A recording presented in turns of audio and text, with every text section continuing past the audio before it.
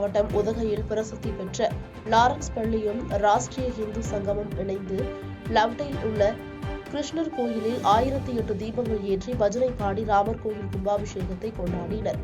இந்நிகழ்ச்சியில் லாரன்ஸ் பள்ளியின் தலைமை ஆசிரியர் ராவ் தலைமையில் பள்ளியில் இருந்து ராமர் திருவுருவப் படத்தை ஊர்வலமாக எடுத்து வந்தனர். இதனைத் தொடர்ந்து கோயிலில் பஜனைகள் மற்றும் சிறப்பு அபிஷேகங்கள் நடத்தப்பட்டது. தொடர்ந்து கோயில் முழுவதும் 1008 தீபங்களை ஏற்றி வழிபட்டனர். மேலும் அனைத்து மக்களுக்கும் வடநாட்டு முறைப்படி பிரசாதங்கள் வழங்கப்பட்டன.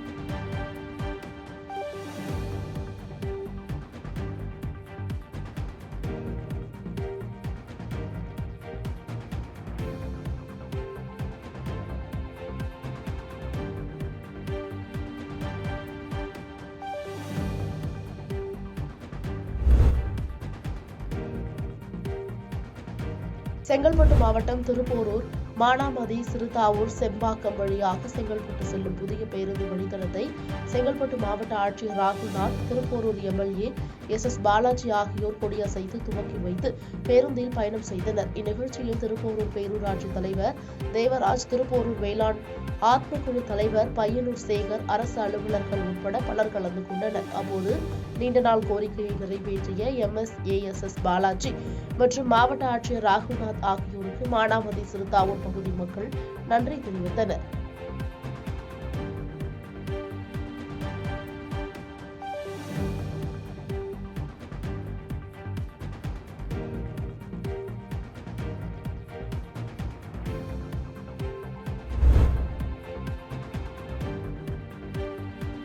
சேலம் மாவட்டம் ஓமலூர் அருகே உள்ள செக்காரப்பட்டி கிராமத்தில் விவசாயிகள் மக்காசோளம் அறுவடை செய்து விற்பனை செய்ய முடியாமல் தவித்து வந்தனர். இந்நிலையில் ஓமலூர் ஒழுங்குமுறை விற்பனை கூடம் மூலம் பண்ணை வாயில் விற்பனை முறையில் தேசிய அளவில் மின்னணு ஏலம் விடப்பட்டது.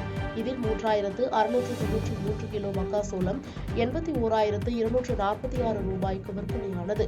குவிண்டால் 2200 ரூபாய் விலையில் விற்பனை செய்யப்பட்டது. இதன் மூலம் விவசாயிக்கு நல்ல லாபம் கிடைப்பதாக தெரிவித்தனர். இங்கு விளையும் விவசாய பொருட்களை விற்பனை செய்ய விவசாயிகளுக்கு உதவிடும் வகையில் ஓமலூர் ஒழுங்குமுறை விற்பனை கூடம் செயல்பட்டு வருகிறது. எனவே இந்த வாய்ப்பை விவசாயிகள் அனைவரும் பயன்படுத்திக் கொள்ள ஒழுங்குமுறை விற்பனை கூட கண்காணிப்பாளர் ஆனந்தி தெரிவித்துள்ளார்.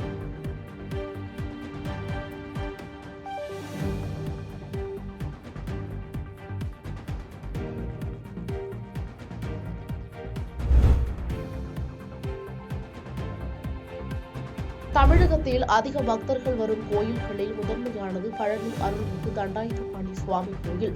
இக்கோயிலுக்கு வரும் பக்தர்களின் வாகனங்கள் நிறுத்துவதற்காக கிழக்கு மற்றும் மேற்கு கிரி வீதிகளில் பிரத்யேக சுற்றுலா பேருந்து நிலையங்கள் அமைக்கப்பட்டுள்ளன. ஆனால் கிழக்கு கிரிவீதியில் ரோப்கார் நிலையம் அருகே உள்ள சுற்றுலா பேருந்து நிலையத்திற்கு செல்லும் வாகனங்களால் திருவிழா நேரங்களில் கடும் போக்குவரத்து நெரிசல் ஏற்படுகிறது. இதனால் சுற்றுலா பேருந்து நிலையத்திற்கு எளிதாக வாகனங்கள் செல்ல இணைப்பு சாலை அமைக்க வேண்டும் என பக்தர்கள் கோரிக்கை வைத்திருந்தனர். இதன் எதிரொலியாக இடும்பன் மலையடிவாரத்தை ஒட்டியுள்ள பகுதியில் இருந்து கிழக்கு கிரிவீதியில் உள்ள சுற்றுலா பேருந்து நிலையத்திற்கு புதியதாக இணைப்பு சாலை ஏற்படுத்தப்பட்டுள்ளது. இதனால் பழனி கிரிவீதியில் போக்குவரத்து நெரிசல் குறையும் நிலை உருவாகியுள்ளதால் பக்தர்கள் மகிழ்ச்சி அடைந்துள்ளனர்.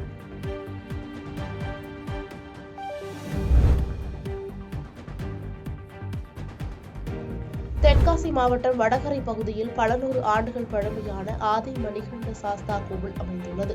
இக்கோயிலானது 25 ஊரில் உள்ள பல்வேறு சமுதாய மக்களுக்கு குலதெய்வமாக விளங்கி வருகிறது.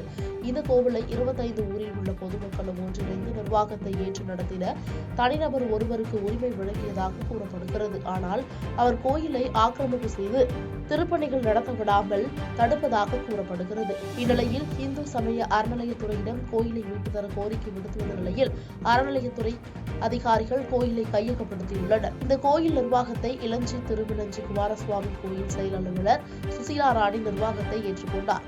இந்நிலையில் கோயிலுக்குரிய சொத்துக்கள் அனைத்தும் சரிபார்க்கப்பட்டு பூசாரி கணேசனிடம் ஒப்படைக்கப்பட்டது. கோவிலை மீட்ட இந்து சமய அறநிலையத்துறை அதிகாரிகளுக்கு 25 ஊர் பொதுமக்களும் நன்றி தெரிவித்தனர்.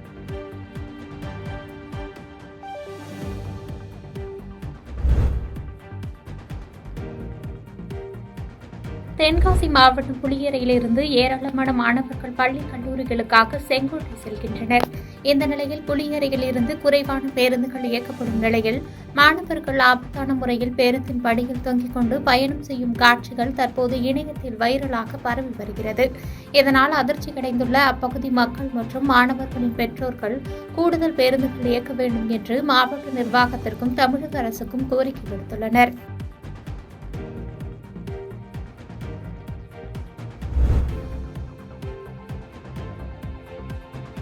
திண்டுக்கல் கூட்டுறவு நகரில் உள்ள மத்திய கூட்டுறவு வங்கி அலுவலகம் முன்பாக மாவட்ட மத்திய கூட்டுறவு வங்கி ஊழியர்களின் கோரிக்கைகளை வலியுறுத்தி ஆர்ப்பாட்டம் நடைபெற்றது. துணைத் தலைவர் பால்ராஜ் தலைமையில் நடைபெற்ற இந்த ஆர்ப்பாட்டத்தில் அனைத்து மத்திய நகர கூட்டுறவு வங்கி ஊழியர்களுக்கு 20% ஊதிய உயர்வு வழங்கிட வேண்டும், ஊழியர் கடன்களுக்கு ஏற்கனவே இருந்து வந்த வட்டி விகிதம் உயர்த்தப்பட்டுள்ளதை திரும்ப பெற்றிட வேண்டும் உள்ளிட்ட பல்வேறு கோரிக்கைகளை வலியுறுத்தி கண்டன கோஷங்கள் எழுப்பப்பட்டது. மேலும் இந்த வேலைநிறுத்தம் நீடித்தால் விவசாயிகளுக்கு பயிர்க்கடன் மற்றும் மகளிர் உரிமை தொகை பணிகள் தொய்வு நிலை ஏற்படும் என்றும் கருதப்படுகிறது.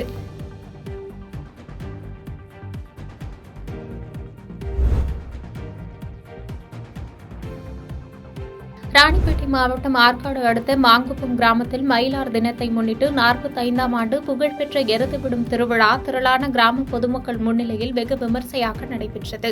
இதில் ராணிப்பேட்டை, வேலூர், திருப்பத்தூர் மற்றும் திருவண்ணாமலை உள்ளிட்ட பல்வேறு மாவட்டங்களிலிருந்து சுமார் 500க்கும் மேற்பட்ட காளைகள் பங்கேற்றதோடு மண்கோட்டை தயார் செய்யப்பட்ட தடங்களில் சீறி பாய்ந்து காளைகள் ஓடியதை அனைவரும் கண்டு ரசித்தனர்.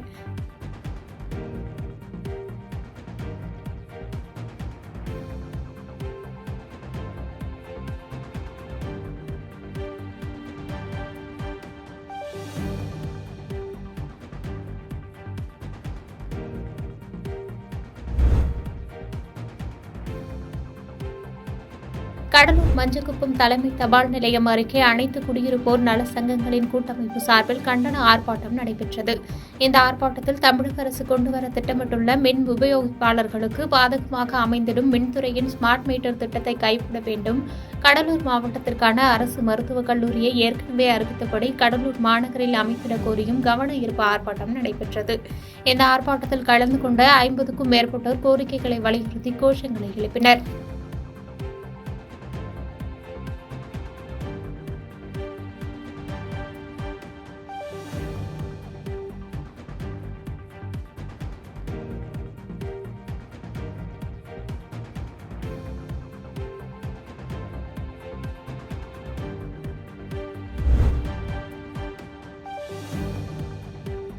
திருப்பூர் மாநகராட்சியில் வீட்டு வரி, சொத்து வரி, குடிநீர் கட்டணம், பாதாள சாக்கடை வரி உள்ளிட்ட மாநகராட்சி வரிகளை தீவிரப்படுத்தும் விதமாக திருப்பூர் மாநகராட்சி ஆணையாளர் பவன்குமார் ஜி கிரியப்பன் அவர் மாநகராட்சிக்குட்பட்ட 49வது வார்டு KNB சுப்பிரமணியம் நகர் மற்றும் 45வது வார்டு கோம்பை தோட்டம் பகுதிகளில் ஆய்வு மேற்கொண்டு நடப்பு ஆண்டுக்கான வரி விதிப்புக்கான முன் அறிவிப்பு ரசீது வழங்கியும் வரி பாக்கியை விரைந்து முடிக்க அலுவலர்களுக்கு ஆலோசனைகளையும் வழங்கினார்.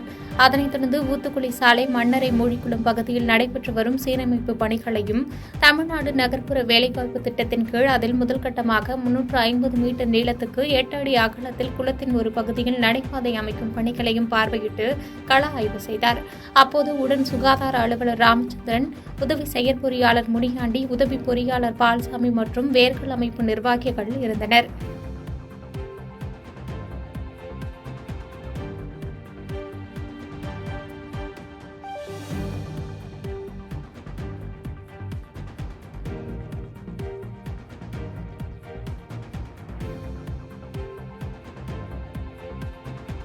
பாதகம் செய்பவரை கண்டால் நாம் பயங்கொள்ளலாகாது பாப்பா, மோதி மிதித்து விடு பாப்பா, அவர் முகத்தில் உமிழ்ந்து விடு பாப்பா.